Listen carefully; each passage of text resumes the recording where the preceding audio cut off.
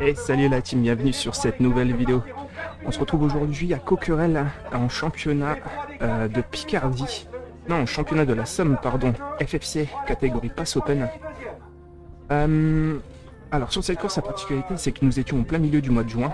Et pourtant, la température affichée était de 15 degrés. Il a plu sur cette course, il y avait beaucoup de vent. Un véritable parcours de cyclocross avec deux bosses sur le circuit, une descente assez dangereuse, vous allez le voir, avec un gros virage à 180 en bas, où il y avait du gravier, de la terre. Bref, j'avais choisi comme stratégie sur cette course de ne pas tomber, de ne pas crever, de suivre les attaques, de rester plutôt sage, parce que je savais que la décision allait se faire au fur et à mesure de la course. Donc comme vous pouvez le voir, ça part à tombeau ouvert.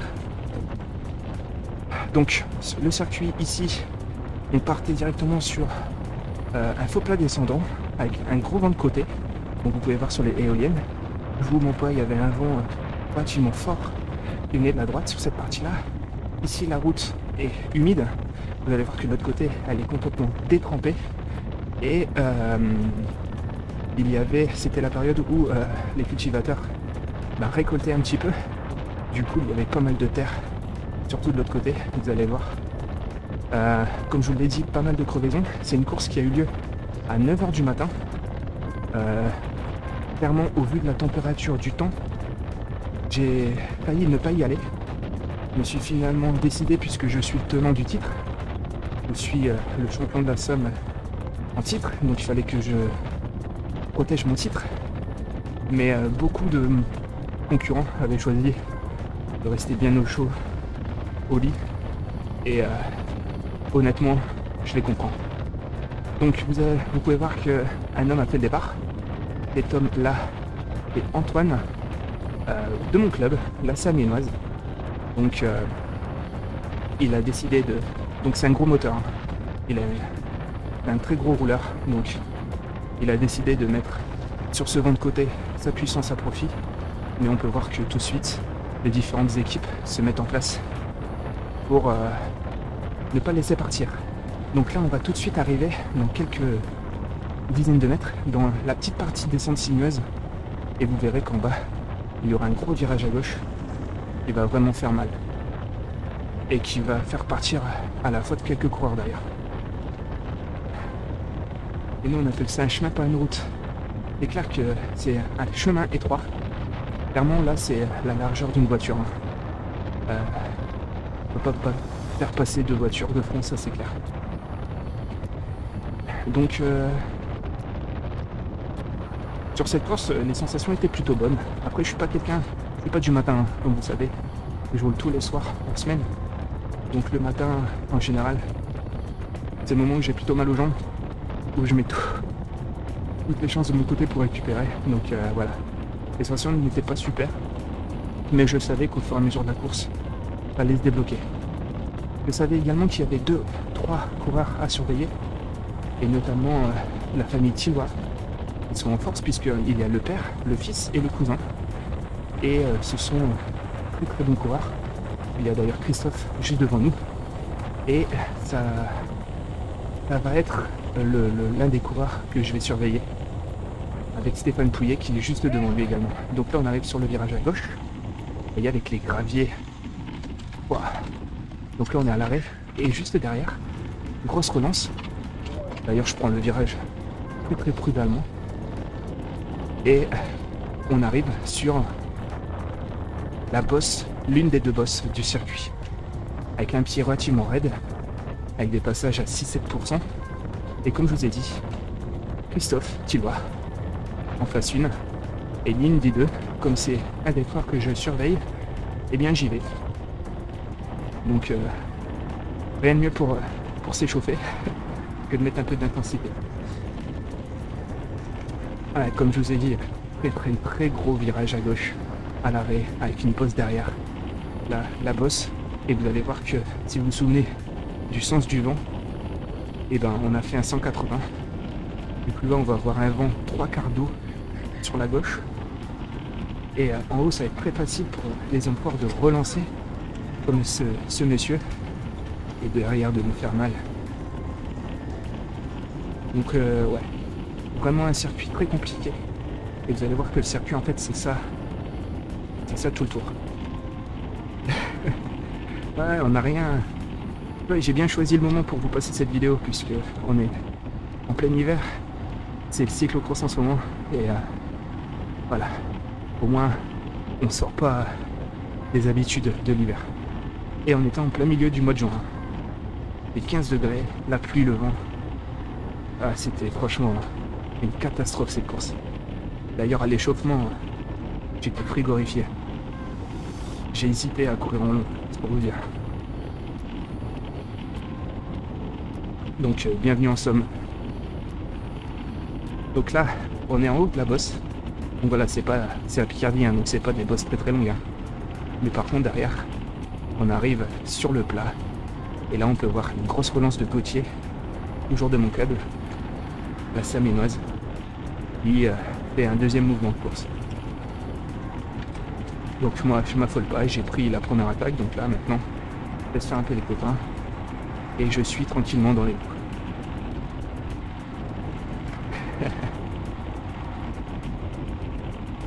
Donc pour si vous regardez cette vidéo, c'est que vous êtes sur YouTube. Donc sachez que je commente en direct cette course sur Twitch et que vous pouvez me retrouver chaque soir mes entraînements sur Twitch. Donc n'hésitez pas à me retrouver. Je mettrai dans la description le lien pour me retrouver chaque soir. Une communauté bienveillante vous y attend et me fera plaisir de discuter avec vous. Et vous pourrez retrouver mes prochaines courses de la ZRL dans ma nouvelle team Hexagone, qui a de grandes ambitions d'un point de vue sportif pour la route, le VTT et l'e-sport. Voilà, donc la partie faux plat descendant, virage à gauche, deuxième virage à gauche, et ensuite on va avoir un long faux plat montant avec un vent de face qui va nous ramener jusqu'à l'arrivée. Et comme vous pouvez voir, je passe très très bien les virages, puisqu'à chaque fois je perds au moins 3 mètres. J'ai fait ça avec Verbedit, exactement.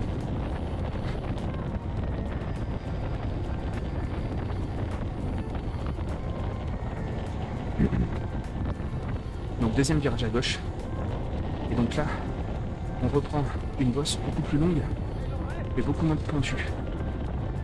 Avec un vent de face, comme je vous l'ai dit, qui va rendre la course un peu plus animée.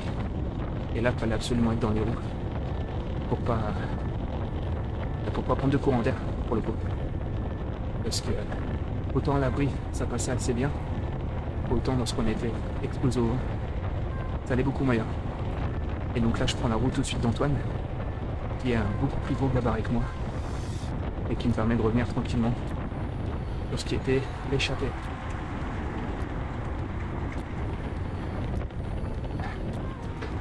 Ah ben là, c'est une course de circuit, c'est un championnat. Donc en fait, il n'y a pas de grosses équipes pour cadenasser la course. Donc là, tu vas voir que ça va être une course vraiment de mouvement. Où il va y avoir beaucoup d'accélération. En plus, c'est un circuit qui est difficile, mine de rien. C'est technique.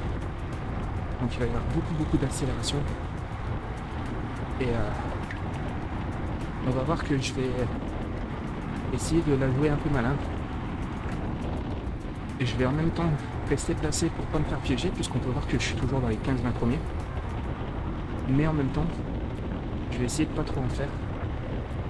Et de ne pas faire trop de tentatives moi-même. Au départ, on était 50. Donc, comme je te l'ai dit, le froid et l'horaire matinal a fait que voilà, il y avait beaucoup moins de monde.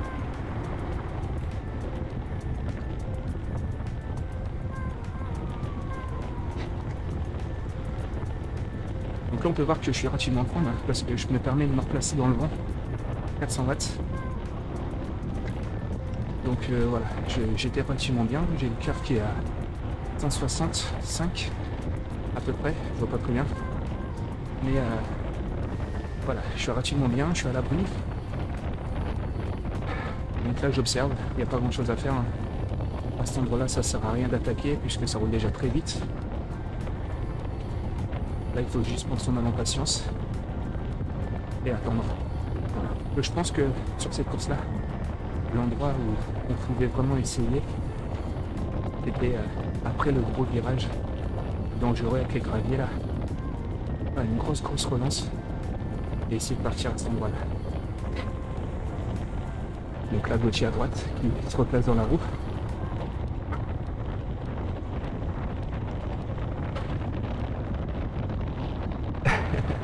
Ah, il y avait vraiment beaucoup de vent hein, sur cette course. Hein. Donc là on peut voir qu'il y a une attaque de score de nos gens. Donc toujours je suis dans la roue. Donc je peux me permettre de suivre. Par contre, étant donné que le sol est mouillé, il fait exprès de se mettre juste à côté des petites flaques.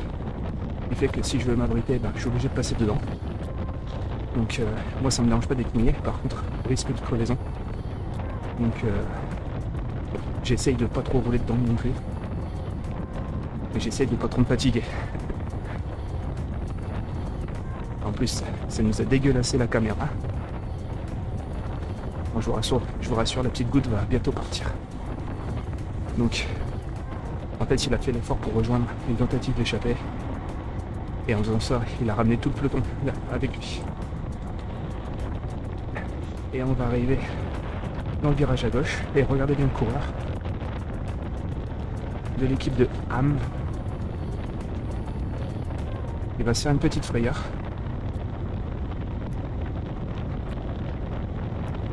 Donc on peut voir que je suis prudent. Hein. Je laisse quelques vélos. Parce que je sais qu'au freinage, j'ai un frein à disque, il a un frein à papin. Je vais beaucoup mieux freiner que lui. Et derrière, il part en travers. Et là tout de suite, je le laisse reprendre l'avant. Et je prends son sillage, puisque je ne veux pas, pour l'instant, prendre le vent. Et je vais le laisser faire le boulot.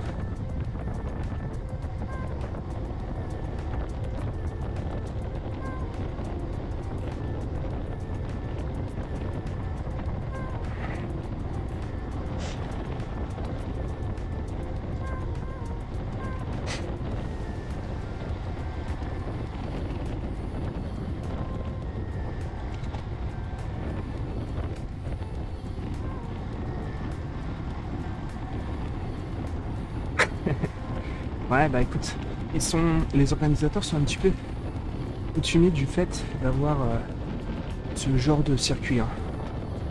Ah, et donc à ce moment-là, je place une attaque pour essayer de faire une différence. Je vois que tout le monde est un petit peu déjà un peu carbo. Mais je vois que derrière ça tire la langue. Donc à ce moment-là, les gens placent une petite. Et je vais essayer de faire un petit trou. Et je vais motiver mes collègues à prendre les relais, à m'emboîter le pas. Donc là, je vois qu'on a suivi. Donc je vais tranquillement venir me replacer dans les 10 premiers.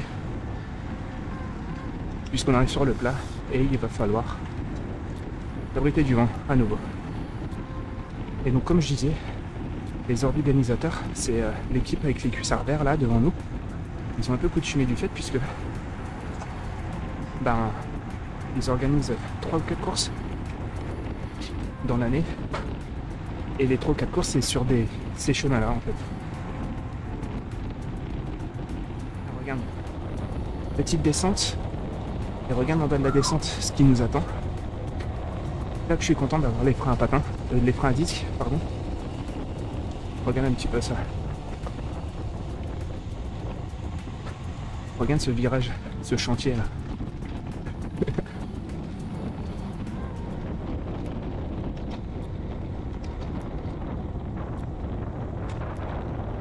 Allez, donc là, gros virage à gauche qui nous oblige d'être quasiment à l'arrêt. Puis la bosse avec des pourcentages assez sévères qui nous obligent à faire une grosse relance. Et là on peut voir que ça monte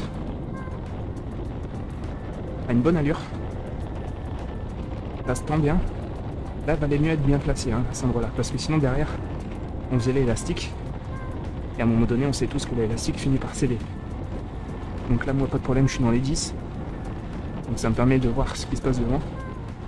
Ça me permet de gérer mon allure aussi. Et ça me permet, en cas de ralentissement à l'avant, de pouvoir anticiper une attaque. Donc là, on peut voir que ça monte à 450-500 watts. On peut voir que c'est dur aussi pour quelques gars à l'avant. Donc là, je surveille. Et je vais être obligé de faire le jump. Parce que il y a quelques coureurs qui sont en train de s'échapper. Donc là, je fais le jump. On est à un moment un peu crucial. Tout le monde est à bloc. Là, on prend une partie au plat montant avec un vent 3/4 d'eau qui vient de la gauche. Donc pour les spécialistes, c'est de la bordure. Le vent vient de la gauche. Et donc là, lorsque je me retourne, il y a une cassure. On est 6 devant et derrière il y a une cassure. C'est d'ailleurs pour ça que devant, ça ralentit pas. Et ça continue à envoyer. Donc là, en voyant ça, et ben j'en mets une pour vraiment essayer de faire la différence et rattraper le gars qui s'est esselé à l'avant et constituer une échappée de costaud qui serait parti à la pédale.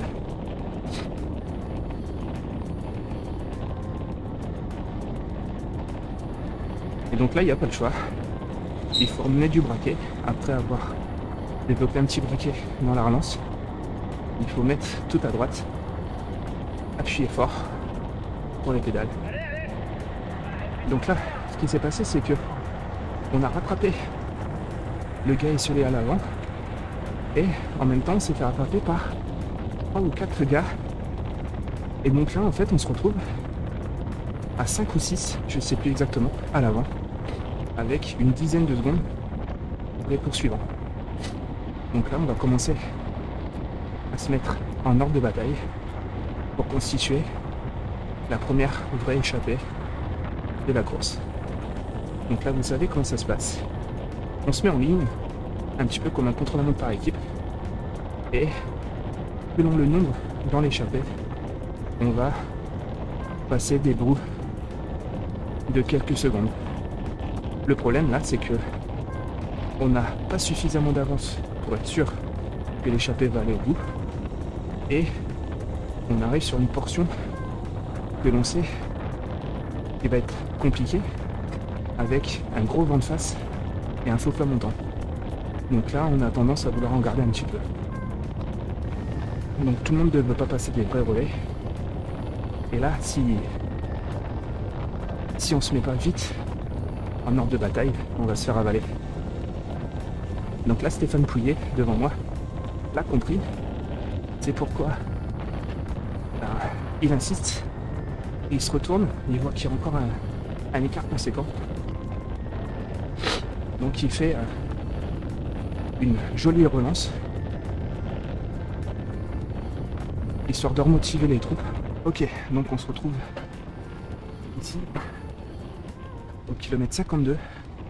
Donc ce qui s'est passé, c'est que l'échappée s'est coupée en deux, puisqu'il y avait beaucoup trop de coureurs de mon équipe.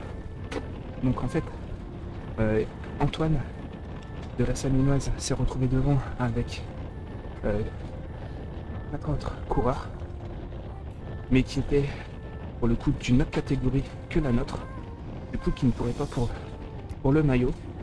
Le seul à courir pour le maillot, c'était Antoine. Et donc à ce moment-là, en fait, si la course restait comme ça, il était assuré d'être champion départemental. Donc moi je me suis retrouvé dans le peloton, et ce qu'on peut voir au moment où je vous parle, c'est que Jean-Claude Thiellois, le père, eh bien, met une attaque pour aller chercher la deuxième place de la course dans la catégorie et devenir vice-champion de la Somme. Donc, ni une ni deux, je prends tout de suite la roue.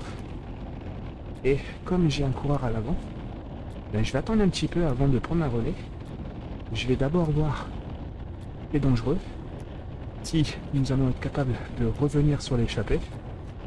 Parce que là, l'objectif pour moi, c'est de protéger Antoine. Vous l'avez bien compris. Qui est assuré d'être champion à la fin de la course si ça reste à l'état. Mais par contre, je garde dans un coin de la tête le fait que je peux aller chercher la deuxième, voire la troisième place si je reste avec ce coureur-là en échappée. Donc, pour l'instant, j'attends, je laisse faire. Moi, on va dire que je suis dans une situation assez confortable. Je me retourne, on a fait un trou. On est tous les deux. L'allure est rapide. Je suis dans la roue, donc je suis assez confortable.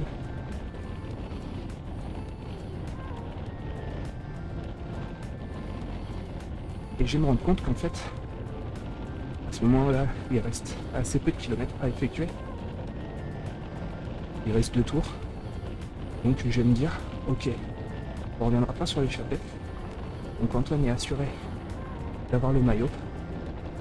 Donc ce que je vais faire, c'est que je vais rouler avec ce mec et on va aller chercher le podium.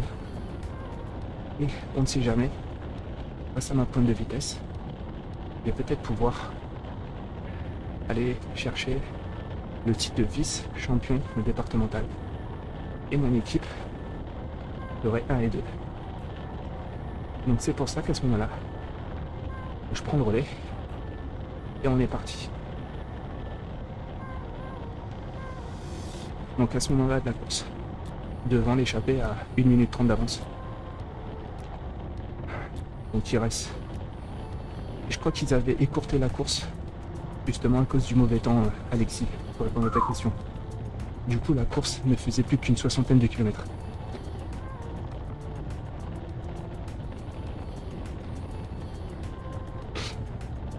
On se retrouve donc dernier tour de la course. On s'apprête à tourner à gauche et aller chercher le feu plat montant qui nous emmène vers la ligne d'arrivée pour aller chercher la deuxième place. Donc là, à l'instant précis, Antoine est champion départemental, c'est fait. Moi je vais chercher une deuxième place ou une troisième place, puisque derrière, ça ne rentrera pas. Ça va se jouer entre tous les deux. Donc, un face à face avec Jean-Claude Tillois, qui est ancien champion de France, Master FFC. Pour la petite anecdote. Par contre, je connais ses forces et ses faiblesses. Je sais que c'est un très gros rouleur. Par contre, je sais aussi que au sprint, sur les efforts un peu explosifs, je suis meilleur que lui. Du coup, ce que je vais faire, c'est que je vais le laisser bosser pour la partie vent face. Et puis, ben, vous devinez bien ce que je vais faire. C'est qu'à un moment donné, je vais essayer de faire la différence sur un sprint long.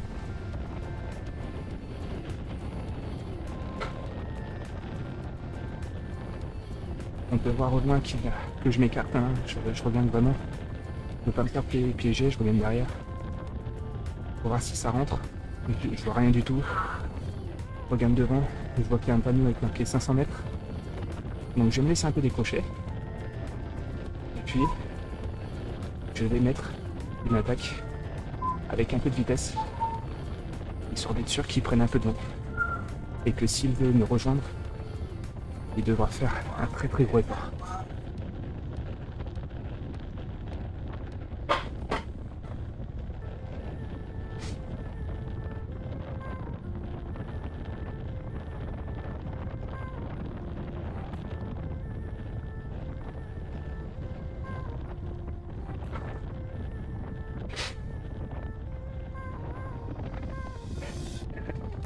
Ah, pour le coup, oui, là, c'est pas cool ce que j'ai fait, mais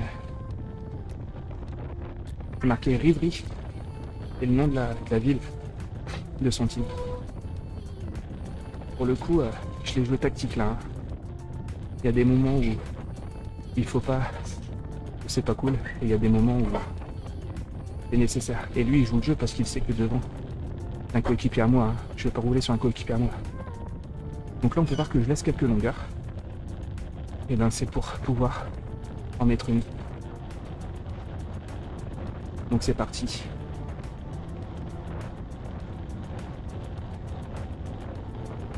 Donc là mon coéquipier Antoine est champion de Picardie. Et j'ai attendu les 500 derniers mètres pour placer mon attaque. Je me retourne. Il a essayé de suivre, mais il y a un trou et il n'arrive pas à rentrer. Donc là je me mets à bloc. Mais tout ce qui me reste, on voit la ligne d'arrivée. Exactement, c'est mon team qui est devant. C'est mon team qui a gagné. C'est pour ça que je roulais pas. Et derrière, j'avais plus qu'à finir le travail et aller chercher la deuxième place. C'est pour ça qu'ici, on me félicite parce que le team Assaminoise vient de faire premier et deuxième sur ces championnats. J'espère que cette course vous a plu. Je vous dis, retrouvez-moi très rapidement pour de prochains résumés de course. N'hésitez pas à vous abonner. Si vous avez aimé, lâchez un petit pouce, un commentaire. Et d'ici à ce qu'on se retrouve sur les routes. Allez, ciao.